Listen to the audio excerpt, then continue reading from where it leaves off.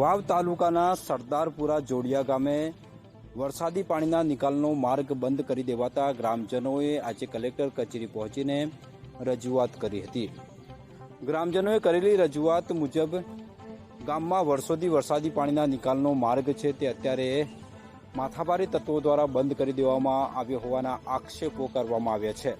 ગ્રામજનોએ કહ્યું કે આ જે માર્ગ છે તે ખુલ્લો કરાવવામાં આવે, નહીંતર ચોમાસામાં ભારે હાલાકી ગ્રામજનોને પડી શકે તેવી પરિસ્થિતિનું નિર્માણ થશે। ત્યારે વહેલી તકે આ માર્ગ ખુલ્લો કરાવવા માટે આજે ગ્રામજનોએ માંગ કરી હતી। વાવ તાલુકાનું સરદારપુરા ગામ છે, તો તમામ સમાજના લોકો રહે છે।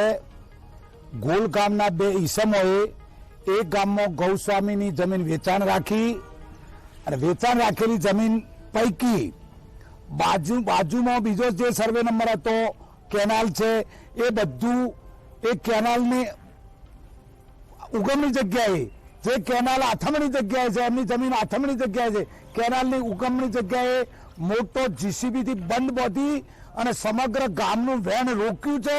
અને તાકીદે જો જબરજસ્ત વરસાદ થાય તો આખા ગામમાં પાણી પાણી પાણી અને ઘરોમાં પાણી વળે એ પરિસ્થિતિ છે। એટલે મહેરબાન કલેક્ટર સાહેબને સમગ્ર ગ્રામજનો મુલાકાત કરવા આવ્યા હતા, એટલા માટે કે બંધ બાંધેલો છે અને ગામનું પાણીનું વહેણ રોક્યું છે, એને ખુલ્લું કરાવો એના માટે રજૂઆત છે।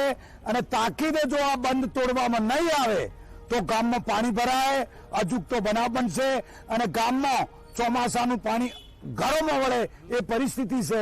માટે સરકારને વિનંતી છે, મહેરબાન કલેક્ટર સાહેબને વિનંતી, મહેરબાન મામલતદાર સાહેબ વાવને વિનંતી છે કે તાકીદે માથાભારે તત્વો જે સરકારે લેન્ડ ક્લેમિંગનો કાયદો બનાવવા છતાં પણ હાથમાં કાયદો લે અને સરકારી જમીન દબાઈ અને દબાણ કરે છે, એવા તત્વોને નશ્યત કરવા માટે અમે વિનંતી કરીએ છીએ।